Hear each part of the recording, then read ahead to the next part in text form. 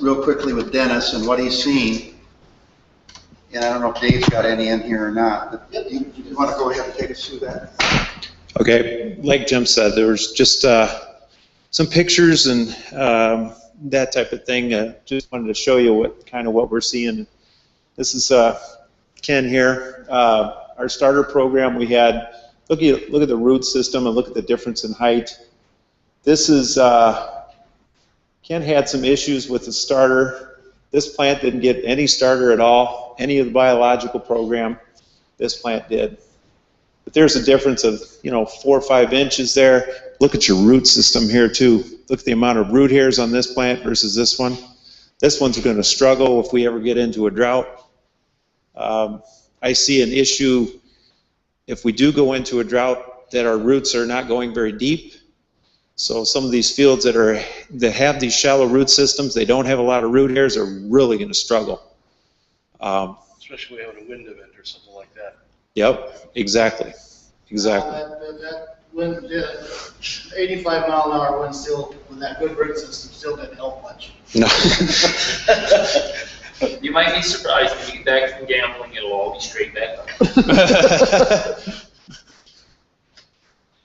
And here's a picture of Ken's soil right here. Look at the biology. We were talking about the cottage cheese effect that Miles was talking about.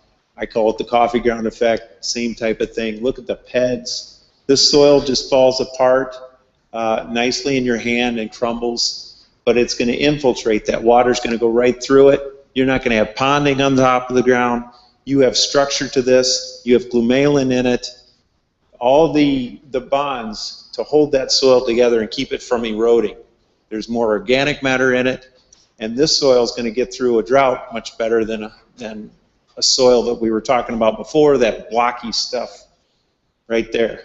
It's got the sharp angles. You can't penetrate that unless you have a hammer.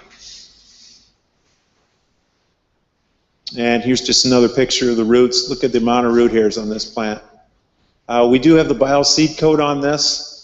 So we've got the mycorrhizae fungi, we've got the Pseudomonas, I'm trying to think of all the different ones, Trichoderma in there. All these different organisms are promoting growth, promoting vigor, promoting germination, and of course promoting root hairs and mycorrhizae growth. And I think you would see mycorrhizae in here if you had a microscope. Which one is that, Dennis? Is that the bioseed coat from? This is one. He only had 1 row out of what, 24. 2 rows out of 24 that didn't have the starter on it.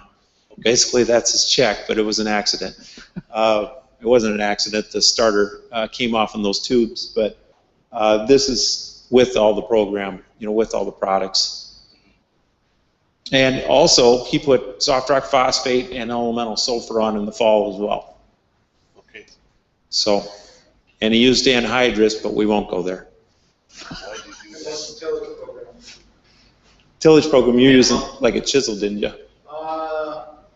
And our chisel plow last fall, I put anhydrous With on anhydrous. with knives. Yeah. And once on this field, once across with Great Plains Turbo Max, then I seeded it.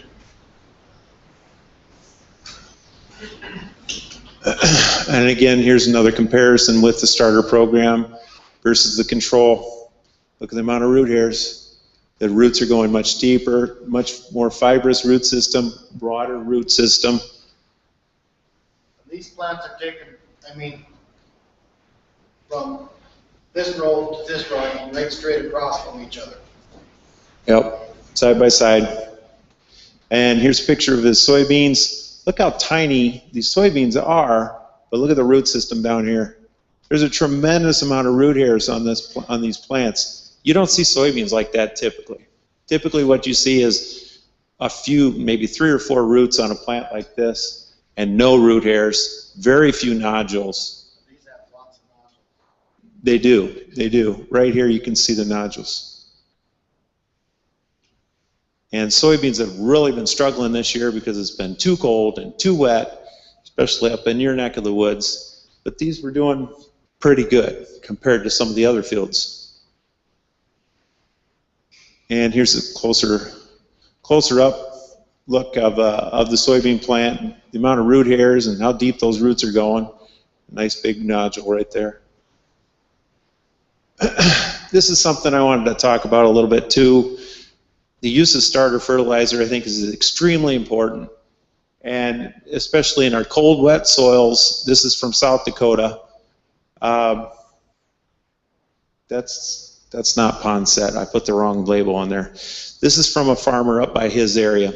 And it's actually fallow syndrome. But my point is that when you don't use starter, you don't have the uptake of phosphorus, and you're going to get plants like this. They'll turn purple, like this, and that's a buildup of sugars. And what fallow syndrome is basically they didn't have anything on that land because it was a PP. So they didn't put a cover crop or anything out there. Nothing was growing, so you didn't have anything for the mycorrhizae to feed on. So they had no mycorrhizae. They came back, planted corn the next season, and since they didn't use a starter, they had no phosphorus uptake whatsoever. So these plants are just starving for phosphorus. So the point of it is definitely think about using a starter fertilizer. And if you are going to use a starter fertilizer, we like to put the bio-release in there to stabilize it.